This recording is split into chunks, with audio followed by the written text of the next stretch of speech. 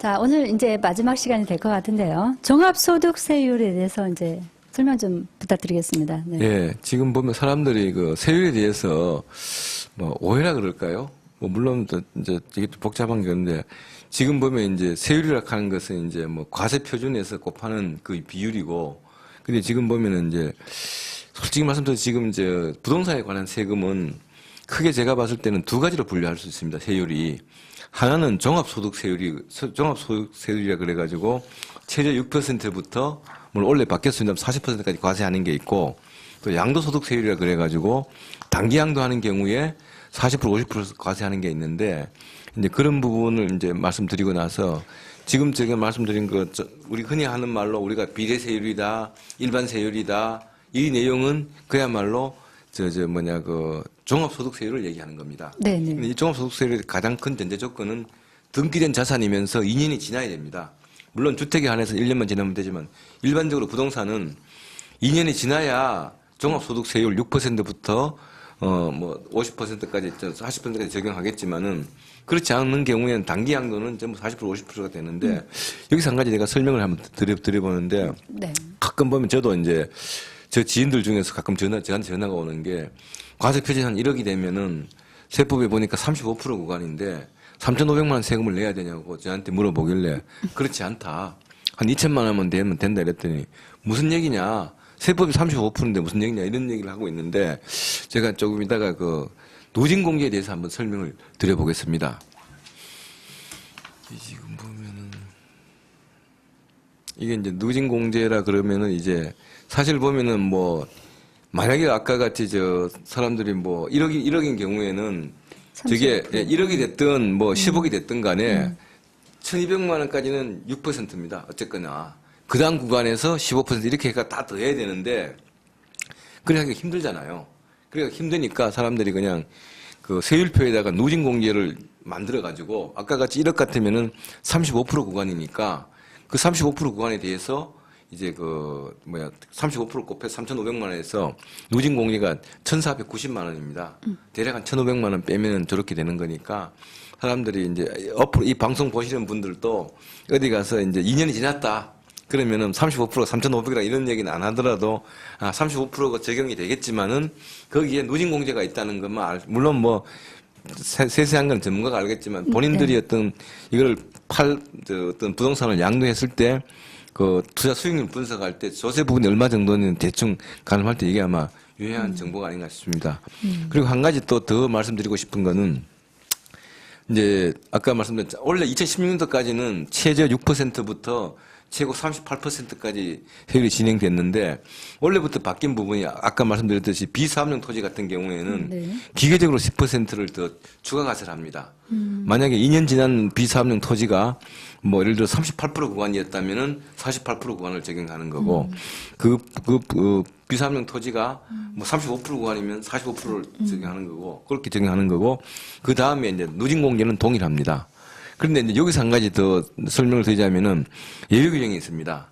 2009년도 3월 16일부터 2012년 12월 말까지 취득한 부동산에 대해서는 그게 아무리 비사업용 토지라 하더라도 10% 할증과세 하지 않는 규정이 있습니다. 이거는 세법 부칙 규정이 있어서 그렇고 하니까 아마 일반적으로 이제 여러분들이 이해하시기로는 비사업용 토지는 2017년도부터는 모든 게 다 동일하고 장기보유 공제도 취득일부터 해주는 것이고 다만 세율이 10% 할증이 되는데 그 중에서도 2009년도부터 2009년 3월 16일부터 2012년 말까지는 하지 않는다. 그런 부분만 알고 계시는 게 좀 중요한 부분인 것 같습니다. 그렇군요. 아무리 들어도 사실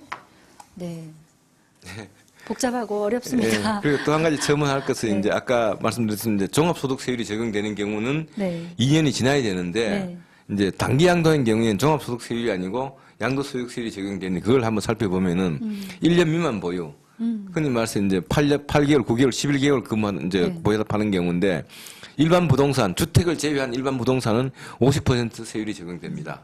근데 주택에 한해서는 40%가 적용되는데 이 주택에서는 조합원 입주권이 포함이 됩니다. 조합원 입주권. 조합원 입주권도 하나의 권리지만은 이때는 주택으로 봐서 40% 해주는 거고. 근데 한 가지 여기서 구별될 것은 분양권은 아닙니다. 분양권은 일반 부동산이기 때문에 동일한 부동산에 관한 권리인 딱지를 팔더라도 분양권을 팔았을 때는 1년 이내 팔았으면 50% 세율이 적용되는 거고, 이주권을 팔았으면 40%가 적용이 되고, 그 다음에 이제 1년이 지나고 2년 이상, 2년 미만 보유인 경우에 일반 부동산은 40%가 세율이 적용되는데, 그 주택가 조합 입주권은 누진 세율이 적용됩니다. 결과적으로 주택에 대해서는 단기 양도를 하더라도 다른 부동산보다는 뭐 세제적인 혜택을 주기 위해서 1인 규정이 생긴 걸로 그렇게 사료가 됩니다. 양도소득세율이 또 네. 지금 또 한 가지 더 설명드릴 게 하나 있는 네. 거는 방금 내가 설명드렸듯이 비사업용 토지는 10% 추가 가세를 한다고 네, 설명드렸더니 어떤 분들은 그러면 방금 이게 하고 또 헷갈리는 부분이 있는데, 예를 들어서 어떤 부분이 이제 뭐 2년 미만을 보유하고 팔았다. 비사업용 토지가 그러면은 아까 종합소득세율이 40%니까 거기 10% 추가 과세해서 50%를 과세해야 되지 않느냐. 네. 물론 충분히 있을 수 있는 얘기입니다. 근데 지금 세법 규정을 보면은 동일한 자산에 두 가지 세율이 적용되는 경우지 않습니까? 왜냐면은 이게 일단 비사업용 토지니까 이게 종합소득세율로 가면은 예를 들어서 이게 뭐 10% 업이 돼야 되는 거고, 이게 또 1년 이상 2년 미만이니까 40% 세율이 적용돼야 되는 건데, 이런 경우에는 사람들이 여기도 기계적으로 10% 업하는 걸로 알고 있는데 그렇지 않고, 세법 규정을 보면은 두 가지 경우에 세액을 산출해서 산출세액을 큰 걸로 하도록 되어 있다 그러는데, 내가 예를 한번 들어보겠습니다. 1년 6개월 보유한 비사업용 토지의 과세 표준이 1억 5천여로 가정을 하게 되면은 일단 이게 2년이 안 됐으니까 종합소득세율이 40%가 적용이 될까? 네네. 이게 양도소득세율이라 그러죠. 단기 양도세율이니까 40% 세율이 이제 되는데, 이 사람이 만약에 이게 2년이 일반 세율이라면은 원래는 35%가 적용돼야 되겠지만은 비사업용 토지니까 10% 업을 하면 45%가 추가가 되는 게 맞거든요. 그렇게 되면은 세법에 따라서 두 가지 다른 경우의 수로 계산을 해보면은 이제 양도소득세율로 계산하면 40%니까 이게 보면은 6천만 원이 나옵니다. 네, 네. 이게 누진 공개가 없습니다. 이게 산출세가 6천만 원이 되는 거고, 지금 종합소득세율로 가서 35%에서 10% 업은 45%인데 여기서 1억 5천에서 45% 곱해서 누진 공개를 해버리면 5,200만 원이 돼버립니다. 이 중에 세법은 둘 중 많은 금액이니까 5,200원. 예, 6천만 원. 그렇게 결론적으로 단기 양도세율이 40% 50%가 적용될 때는 여러분들은 업과세하지 않는다는 거, 그걸로 간다는 거 말고 있으면 되는데, 밑에 내가 그 내용을 적어놨는데, 비사업용 토지라 하더라도 단기 양도세율 구간이 40% 또는 50%에 해당되면은 10% 추가 과세하지 않는다. 이 부분은 아마 특히 토지 하시는 분들은 좀 유념할 필요가 있는 내용인 것 같습니다. 네. 그 토지 관련해서 또 중개업 하시는 분들도 굉장히 네. 또 그리고 참고로 유익한. 또 한 가지 아까 말씀드렸지만 한 가지 더 설명드리자면 이제 누진 공개 이해 그러는데, 내가 예를 들어서 과세 표준 1억 8천이라 그러면 뭐 1억 8천이 됐든 18억이 뭐 10억 8억이 이건 금액 관계 없습니다. 무조건 어떠한 경우라도 2년이 지났으면은 1,200만 원까지 6%를 곱해주고 계속해서 더해야 되는데, 쭉 더해서 더하면은 물론 금액은 똑같은데 저렇게 계산하기가 귀찮고 하니까, 네, 네. 그래서 누진 공개 제도를 만든 게 이제 간편법이라 그래가지고 그 다음에 보면은 이제 그 나오는 부분이 있거든요. 뭐 이거는 누진 공개 이해 보면 속선법이라 그래가지고 이제 1억 8천이라면은 38% 구간에 해당이 되니까 이걸 곱해가지고 여기서 그냥 누진 공개를 빼버리면 금액이 동일하기 때문에, 특히 뭐 저는 제 명함 뒤에 이 그 세율표하고 속산표를 만들어가 명함을 하고 있습니다. 그래서 이런 걸 어디 뭐 가까이 보관하고 있다가 누가 어떤 거 상담했을 때 특히 중개사 선생님들한테는 아마 유용한 정보가 네, 아닌가 맞습니다. 싶습니다. 예. 네.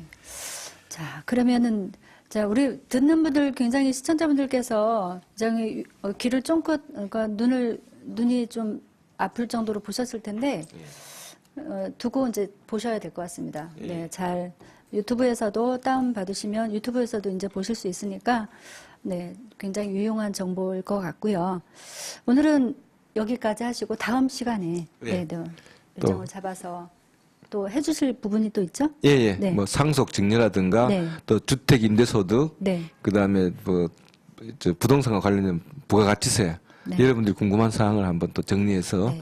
기회가 되면 한 번 더 설명드리도록 네. 하겠습니다. 그때도 멋진 모습으로 또 뵙겠습니다. 네. 오늘 장시간 수고 많으셨습니다. 네, 감사합니다. 네. 네. 저희가